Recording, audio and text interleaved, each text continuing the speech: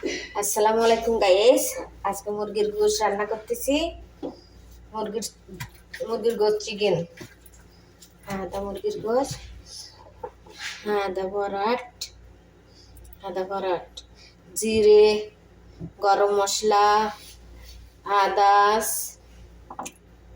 আর হলো ধনের গুঁড়ো, ফিলফিল আসওয়াদ, গরম মশলা, আদা লবণ, আদা ফিলফিল আর হলুদ। এই যে গাইস আমি এখানে দিয়ে দেবো।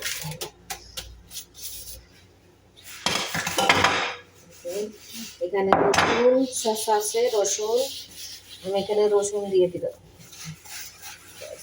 রসুন দিয়ে দিই আদা, আদা রোমান, আদা তিনমান সোয়া দিলাম, আদা সয়া সস,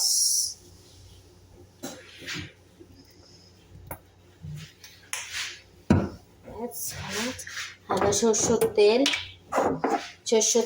জেটুন,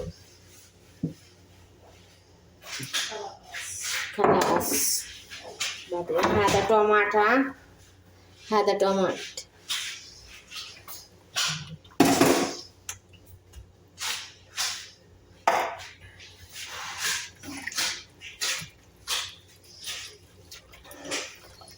ভালো করে একটু হালকি করে নিলাম মশলা দিয়ে।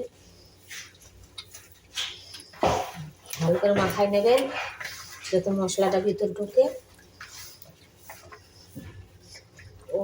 আদা ওপেন করবো, মাইক্রো ওভেনে দেবো। পানি ছাড়াই মুরগির গোশ রান্না করবো। দেখো এটা এখানে গাইস মাখায় ফেলাচ্ছি আমি। এখানে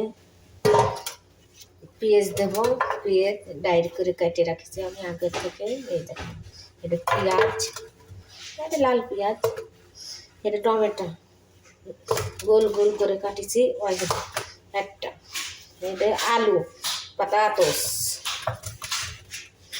দেন আমি এখানে পাতাতোস দিছি। এখানে আমি দিছি জিরের গুঁড়ো, ধনের গুঁড়ো, তারপর হলুদ, ফিলফিল আসওয়াদ, মেইল মানে লবণ, সয়া সস, রুমান, আর হলো ধনের গুঁড়ো, আর হলো বাবরিকা সব রকমের মশলা।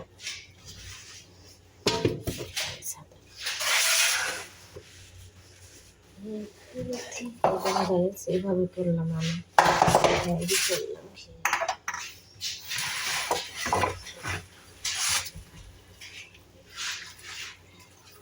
এটাকে ভালো করে মাখানো হয়ে গেছে। আমি এবার এটা এখানে দিয়ে দেবো, আলুর পরে দিয়ে দেবো। আমি এখানে পেঁয়াজ আর একটা টমেটো দিছি এখানে।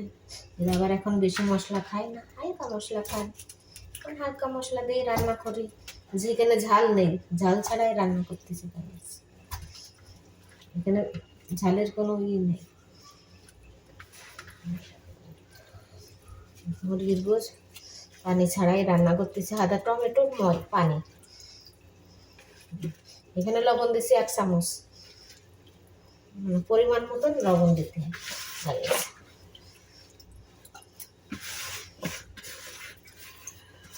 এখানে পরিমাণ মতন লবণ। আমার রান্না এটা হয়ে গেল গাইস।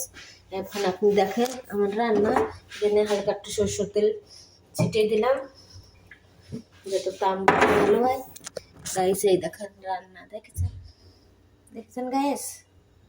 পানি টানি কিছুই দিইনি, এখানে খালি আলু দিছি, পেঁয়াজ দিছি গাইস, বাদের আদা মজুদ। বিসমিল্লাহ, আদাগুলো দিয়ে দিলাম।